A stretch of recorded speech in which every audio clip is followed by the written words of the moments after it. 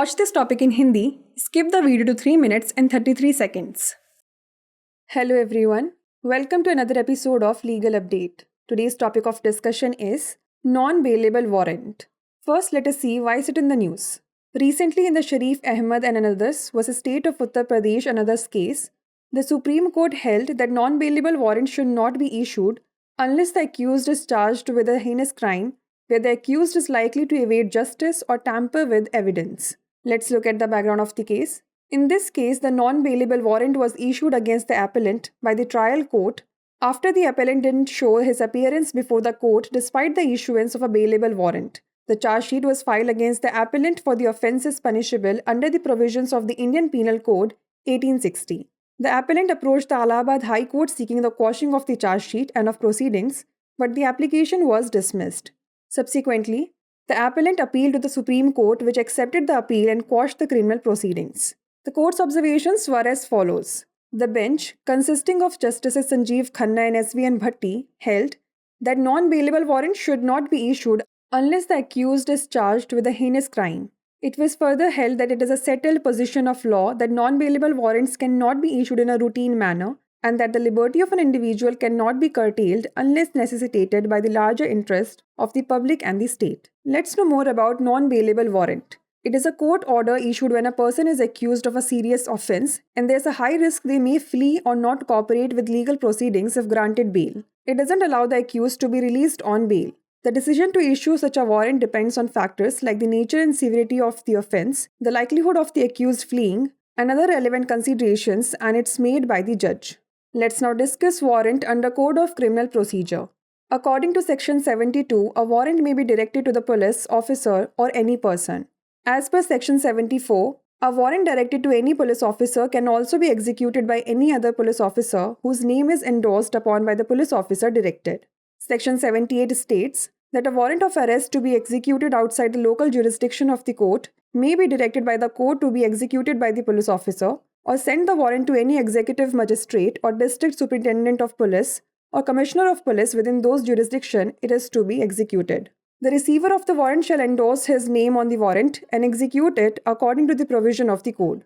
As per Section 80, if an accused is outside the jurisdiction of the court issuing the warrant, he shall be produced before the court if it is within 30 kilometers from the place of arrest and the accused fails to obtain bail. Let's discuss a case law related to it. State of Bihar vs. J.A.C. Saldana 1980. In this case, the Supreme Court held that a non-bailable warrant should not be issued without proper consideration of the circumstances, and there should be valid reasons for believing that the accused might flee or tamper with evidence. Before we wrap up, here's a question for you. Who has the authority to issue a non-bailable warrant? Police officer only, judge only, police officer or any person, or executive magistrate only? Send the answer to this question in the comment section. Thanks for watching. नमस्कार, legal update programme में आपका स्वागत है। आज हमारी चर्चा का विषय है गैर जमानती वारंट। सबसे पहले जान लेते हैं यह खबरों में क्यों हैं।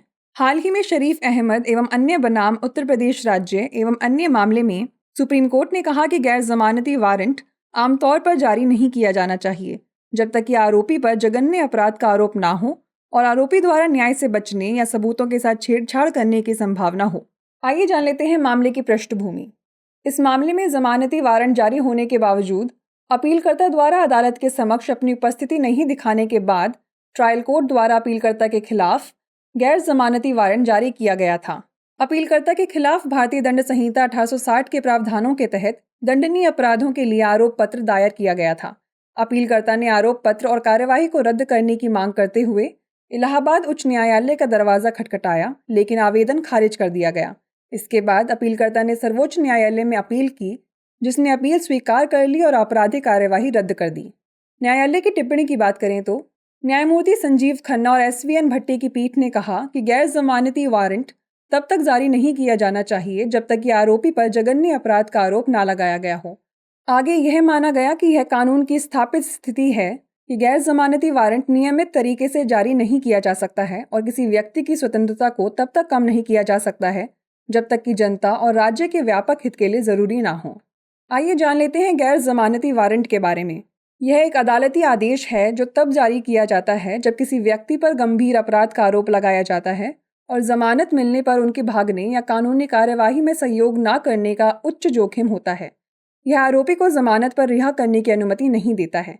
इस तरह का वारंट जारी करने का निर्णय अपराध की प्रकृति और गंभीरता, आरोपी के भागने की संभावना और अन्य प्रासंगिक विचारों जैसे कारकों पर निर्भर करता है और यह न्यायाधीश द्वारा किया जाता है। वहीं दंड प्रक्रिया संहिता के अंतर्गत वारंट की बात करें तो धारा 72 के अनुसार वारंट पुलिस अधिकारी या किसी भी व्यक्ति को निर्देशित किया जा सकता है। धारा 74 के अनुसार किसी भी पुलिस अधिकारी को निर्देशित वारंट को किसी अन्य पुलिस अधिकारी द्वारा भी निष्पादित किया जा सकता है जिसके नाम पर निर्देशित पुलिस अधिकारी द्वारा समर्थन किया गया है। धारा 78 में कहा गया है कि न्यायालय के स्थानीय क्षेत्राधिकार के बाहर निष्पादित किए जाने वाले गिरफ्तारी वारंट को न्यायालय द्वारा निष्पादित करने का निर्देश दिया जा सकता है या वारंट को किसी कार्यकारी मजिस्ट्रेट या जिला पुलिस अधीक्षक या पुलिस आयुक्त को भेजा जा सकता है। वारंट का रिसीवर वारंट पर अपना नाम अंकित करेगा और संहिता के प्रावधान के अनुसार इसे निष्पादित करेगा। धारा 80 के अनुसार यदि कोई अभियुक्त वारंट जारी करने वाले न्यायालय के अधिकार क्षेत्र से बाहर है तो उसे न्यायालय के समक्ष पेश किया जाएगा यदि वह गिरफ्तारी के स्थान से 30 किलोमीटर के भीतर है और अभियुक्त जमानत प्राप्त करने में विफल रहता है। चलिए जान लेते हैं केस से संबंधित एक कानून के बारे में। बिहार राज्य बनाम JAC सल्दाना। इस मामले में सुप्रीम कोर्ट ने माना कि परिस्थितियों पर उचित विचार किए बिना गैर जमानती वारंट जारी नहीं किया जाना चाहिए और यह मानने के लिए वैध कारण होना चाहिए कि आरोपी भाग सकता है या सबूतों के साथ छेड़छाड़ कर सकता है। आइए अब नोट कर लेते हैं अभ्यास प्रश्न। गैर जमानती वारंट जारी करने का अधिकार किसके पास है? केवल पुलिस अधिकारी, केवल न्यायाधीश, पुलिस अधिकारी या कोई व्यक्ति, या केवल कार्यकारी मजिस्ट्रेट? इसका उत्तर हमें कमेंट सेक्शन में ज़रूर भेजिएगा। ऐसी और वीडियोस देखने के लिए लाइक, शेयर और सब्सक्राइब करना ना भूलें। धन्यवाद।